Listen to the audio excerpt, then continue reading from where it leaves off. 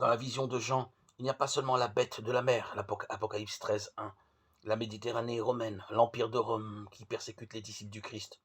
Voici qu'arrive la bête de la terre, Apocalypse 13, 11. L'autre bête, celle qui vient de la terre d'Asie et qui personnifie tous les faux prophètes, tous les schismes et tous les hérésies.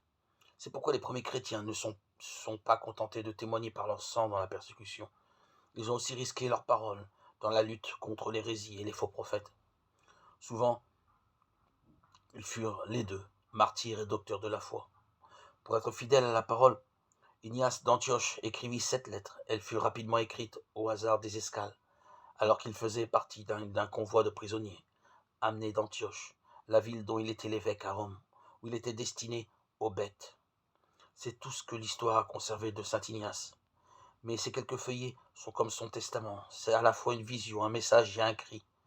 La vision, c'est celle de l'homme qui bientôt sera livré pour être moulu par la dent des fauves et devenir le pain du Christ. Le messager, c'est celui de l'unité. Vous ne devez avoir avec moi qu'une seule et même pensée. Le cri, le voici. Il est bon de mourir pour le Christ Jésus. Il y a une eau vive qui murmure au-dedans de moi et me dit « Viens vers le Père ». Vers 110, Ignace atteste sa parole par son sang. Et malheureusement, il ne fut pas le seul.